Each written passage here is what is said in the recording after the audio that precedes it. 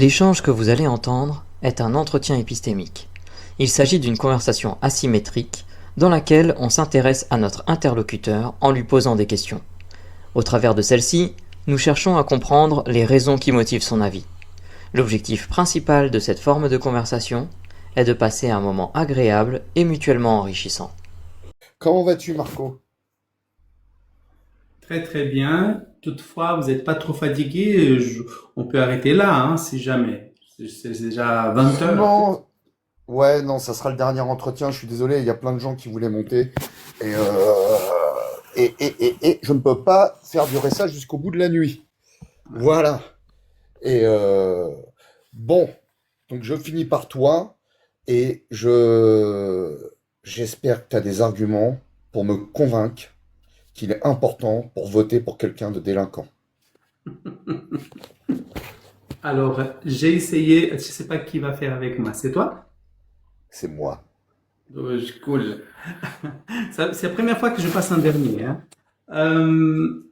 Écoute, je suis pas français. Évidemment, en Suisse, on reçoit beaucoup d'informations qui se passent en France. Et puis, j'ai été faire quelques devoirs avant, parce que pour moi, c'est un peu plus compliqué. Et puis, j'ai appris qu'au 9 février 2004, Madame Le Pen a dit tout le monde a piqué de l'argent dans la caisse, sauf le Front National. Et on trouve ça normal. Et elle poursuit, les Français n'en ont pas marre d'entendre parler des affaires, des affaires, ils n'ont marre des affaires, ils n'ont marre de voir des élus, je suis navré de vous le dire, qui détournent de l'argent. C'est scandaleux. Elle ajoute également, avec tout cet argent, ce qu'on aurait fait en termes de restos du cœur. Elle adore le resto du cœur, visiblement. En termes d'opération de pièces jaunes. Tout l'argent qui a été détourné par les élus. Et enfin, toujours en s'attaquant à Alain Juppé de l'époque, quand je vois M. Juppé acclamé parce qu'il est condamné, acclamé par 350 députés, je comprends pourquoi les gens s'abstiennent. J'espère que ça sera le cas. Et si tu me permets, le 5 avril, elle remet une couche. Moi, j'ai entendu le président de la République dire il faudrait rendre inéligibles à vie ceux qui ont été condamnés pour corruption ou fraude fiscale. Jusqu'à là, je suis parfaitement d'accord. C'était dans mon projet présidentiel. Je la paraphrase. Mais pourquoi pas pour favoritisme? Pourquoi pas pour détournement de fonds publics? Pourquoi pas pour emploi fictif? Aïe! Et j'ai fini avec une dernière phrase. Les Français ont le droit de savoir et je trouverais normal qu'ils en tirent les conséquences. Ok. Même si toi tu es suisse, tu t'es quand même intéressé à ce qui se passe en France et tu es revenu sur les propos de Madame Le Pen qui, lors des précédentes présidentielles, condamnait et invitait les gens à ne pas voter pour un ou une délinquante. Elle trouvait ça inadmissible. Si on retient l'adage populaire qui dit il n'y a que les imbéciles qui ne changent pas d'avis, en quoi, toi, aujourd'hui, tu trouverais pas, enfin, ou tu trouverais imbécile de ne pas voter pour quelqu'un qui a été condamné? Alors, pour moi, le problème de la condamnation, c'est que si la condamnation est finie, hein, elle a compris sa peine, et là, le compteur est zéro, en l'occurrence pour un délit, laissons le crime de côté. Ok, mais Madame Le Pen vient d'être condamnée. Elle est une délictueuse à l'heure actuelle. Ok. Si dans sa condamnation, il n'y a aucune peine d'inéligibilité, qu'est-ce qui l'empêcherait de se présenter et qu'est-ce qui ferait que les gens ne devraient pas voter pour elle? Je pense que les tribunaux ont estimé qu'ils n'avaient pas matière à se prononcer au point de vue de la pénalisation. Ça, c'est une chose. Mhm. Donc, il laisse au peuple français le droit, la possibilité plutôt, de juger si si une délictueuse doit aller au pouvoir ou pas. Avoir un pouvoir public, Ok. d'autant plus qu'elle est censée gérer ce pourquoi elle est condamnée. Mhm. Donc, du coup, si la justice française ne condamne pas quelqu'un à l'inéligibilité, il n'y aurait aucun problème à ce que les gens votent pour quelqu'un qui est condamné et en cours de peine? Alors, je pense que la justice laisse au peuple de trancher. Cependant, elle rappelle, elle est condamnée pour ce qu'elle va exercer. Voilà, Mhm. le peuple est informé et il peut voter en pleine conscience. S'il vous plaît, les Mhm. Français, vous n'allez pas condamner quelqu'un qui va gérer votre argent public et vous n'allez pas voter, pardon, à quelqu'un qui va gérer votre argent public et qui a été condamné pour justement détournement. Et puis l'argument qu'une des personnes passées précédemment, je trouvais extraordinaire, c'est-à-dire bien avant, hein, c'est pas mon âme. Je me suis dit que je vais voler, je vais passer à la banque et braquer la banque pour 3 millions de francs suisses. Parce que nous sommes 9 millions en Suisse. Qui fait que si je fais le calcul, j'espère, tu me corriges, mes calculs sont faux, ça reviendrait à 50 centimes par tête. C'est pas beaucoup. Mhm. Donc, je pourrais utiliser ça comme argument pour atténuer ma peine, voire être disculpé, parce que 50 centimes, c'est quoi ça? Ça vaut pas la peine que j'aille en prison. Ok. Euh, Dans ton exemple, tu ne te présentes pas au présidentiel. Imaginons que tu aies volé cet argent, pas à des fins personnelles, mais pour te permettre de mener une campagne et de payer tous tes collaborateurs, parce que ton programme serait le plus démocratique et le plus adapté aux citoyens suisses. Est-ce que tu considérerais, dans ce cas, que les gens qui veulent voter pour toi ont de bonnes raisons de voter pour toi?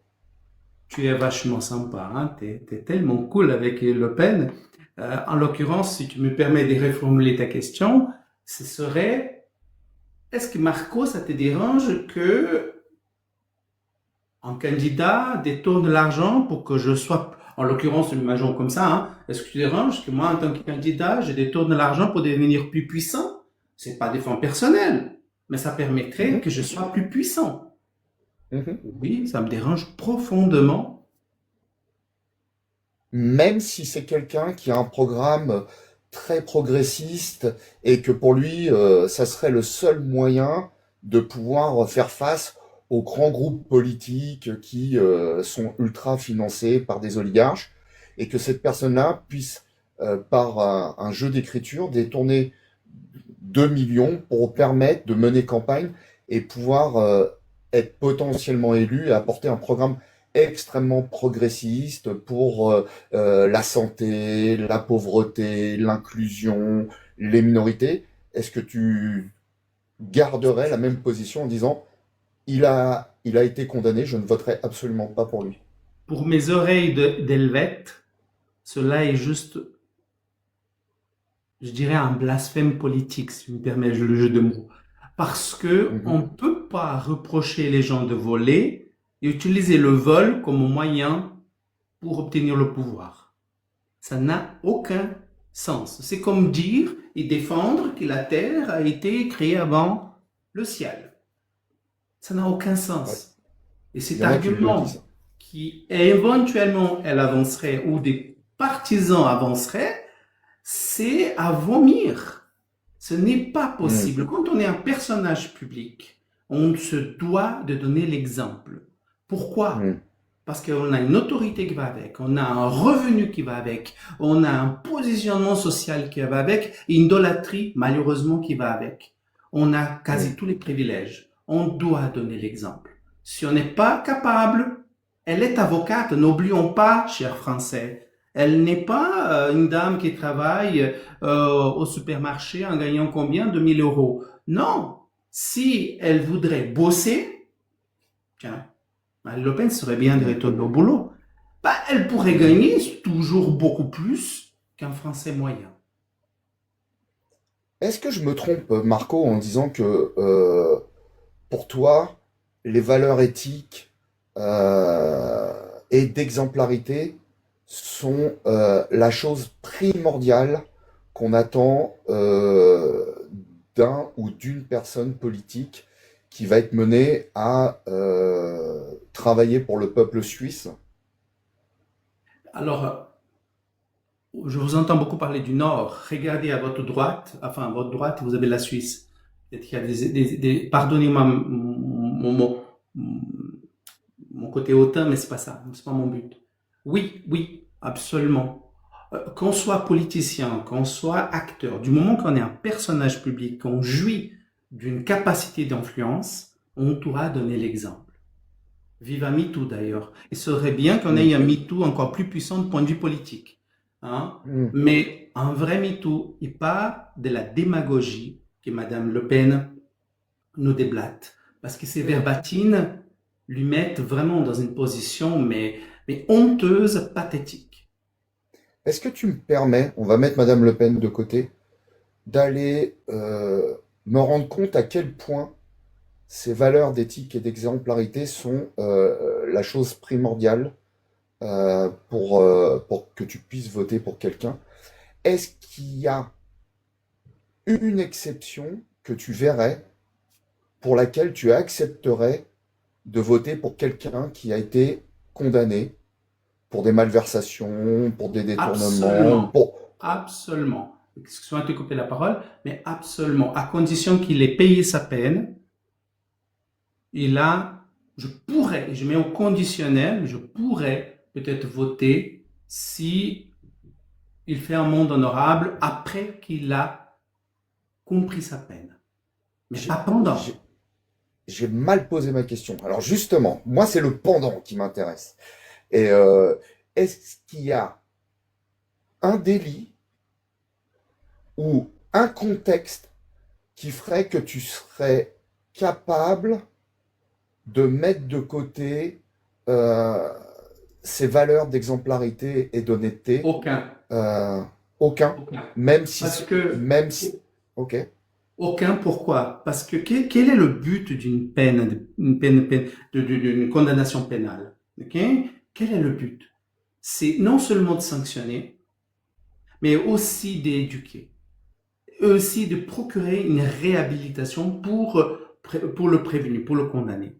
Et pour ça, il faut que le condamné obligatoirement prenne un temps pour réfléchir à son acte et arrêter de voir la faute ailleurs. Parce que Madame Le Pen et compagnie disent, lorsque c'est les autres qui commettent un acte, tout comme Trump d'ailleurs, il y a la corruption, et c'est bien, c'est correct, la justice fonctionne, on doit être fier d'être français. Mais quand ce sont eux, quelle honte! On doit avoir honte d'être français parce qu'on s'acharne sur nous.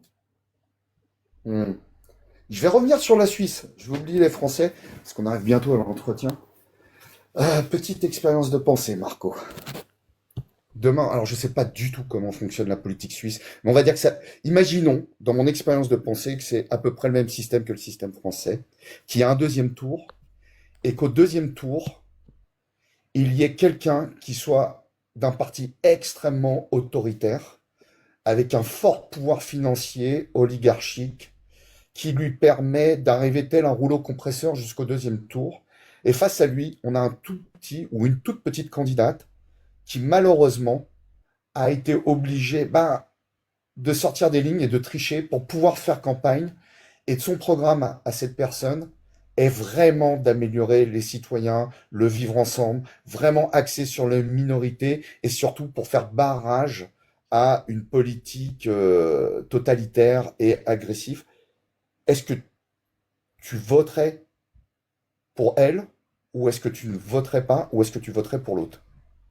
Je ne pourrais pas voter pour elle et je la dénoncerais si j'étais au courant. Alors peut-être je ferais preuve un peu, enfin vous donnant l'impression que j'idolâtre le système, mais pour nous, en Suisse, pour moi en tout cas que Suisse, euh, je, je dois euh, obédience, je dois transparence à celui qui est le patron. Et le patron, c'est le peuple. On ne peut pas voter pour quelqu'un qui commet un délit ou un crime. Du moins pendant qu'il est condamné. On ne peut pas. Il faut que cette personne prenne le temps de faire un monde honorable, de se questionner de pourquoi il était condamné. Voilà. C'est pas possible pour moi, en tout cas. Donc, est-ce que je peux résumer cette discussion en disant de toi, Marco, que tes convictions extrêmement fortes et tes valeurs personnelles sur l'éthique et l'exemplarité ne te permettraient pas de voter pour qui que ce soit qui est accusé d'un délit qui viendrait entacher ces valeurs d'exemplarité et d'éthique? Je corrigerai juste peut-être la description me concernant. Du haut de ma perfectibilité, de mon stupidité, de mes limites, c'est ça à quoi je crois. Alors, si tu acceptes qu'on mette un terme à cet entretien, je vais demander aux collègues Jonathan, que tu connais, et Galactique, s'ils ont une petite question à emporter pour toi. Et ensuite, avant de te poser ma dernière question, je te livrerai un peu de ma personnalité. Alors moi, j'ai pas de questions à emporter. Non, j'ai pas non plus de questions, en fait. Moi, j'attends surtout que tu livres un peu de ta personnalité. Ah, ou pas. Tu veux savoir comment je suis habillé, c'est ça? Ah, bah, je Euh, au Magnum. Marco, juste avant de te livrer, de me livrer pour tout le monde hein, ici présent, pour ceux qui s'en foutent aussi, et tant mieux. Euh, Qu'est-ce que cet entretien euh, a pu ou aurait pu produire quelque chose chez toi?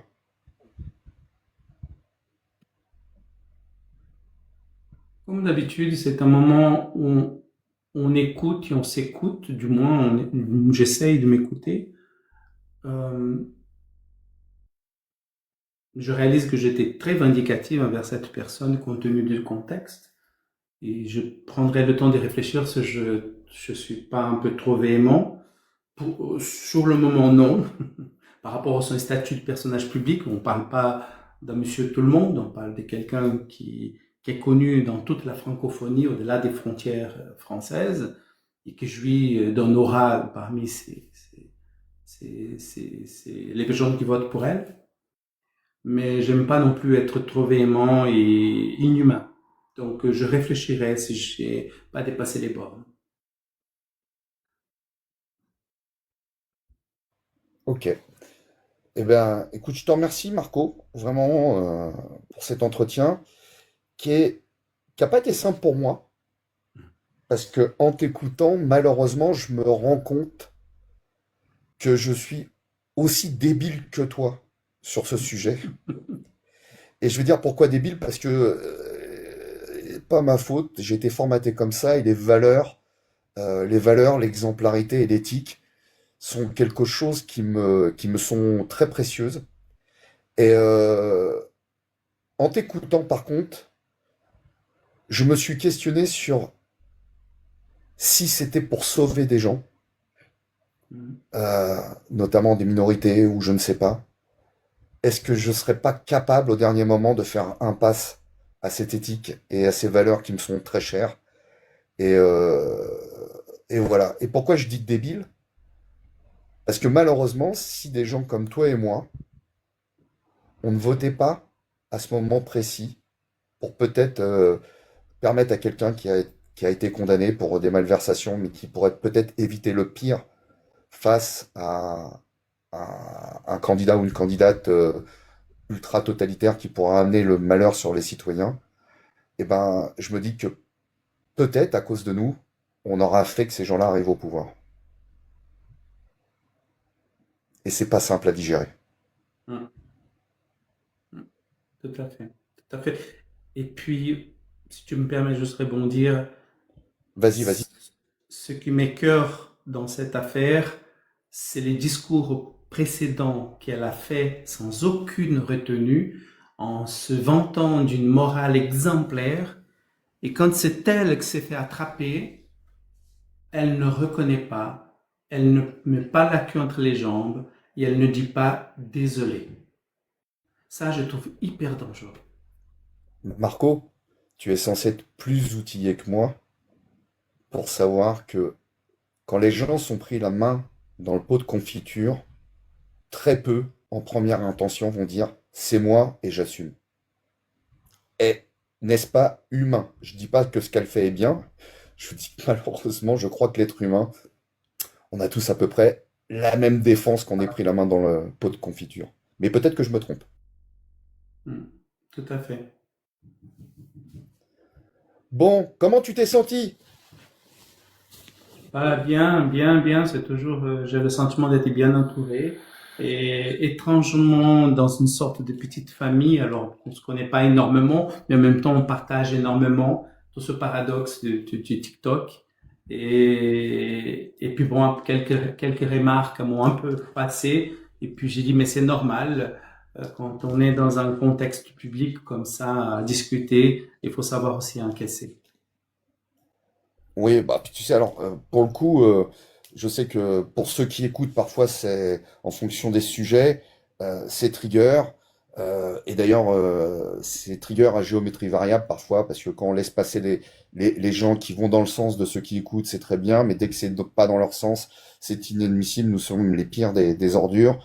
Une fois de plus dans ce live, je suis passé de gaucho à facho, machin, bon, bref. Moi, comme disait un grand délinquant président, ça m'en touche une sans faire bouger l'autre. Est-ce que Et manger des pommes. en profiter aussi pour livrer un petit truc? C'est pas pour dire, hein, mais la politique chez les uns, c'était plus simple. Attila, elle a juste eu besoin que de tuer son frère, quoi. Enfin, voilà, quoi. Oh, putain. T'es monté pour ça, sérieusement? J'en peux plus. Débrief putain, aussi. sans déconner. Attends, j'annonce quand même, messieurs, dames, qui la virera? C'est pas moi, c'est pas moi. Ah, Messieurs, dames, je en vous même temps, annonce. on devrait savoir quand même que chez Terra, c'est quand même la préoccupation numéro un. Mais je trouve. Oh, oh, joli. J'allais rebondir là-dessus. J'allais dire que c'est normal, c'est un mec qui a un cœur de pierre.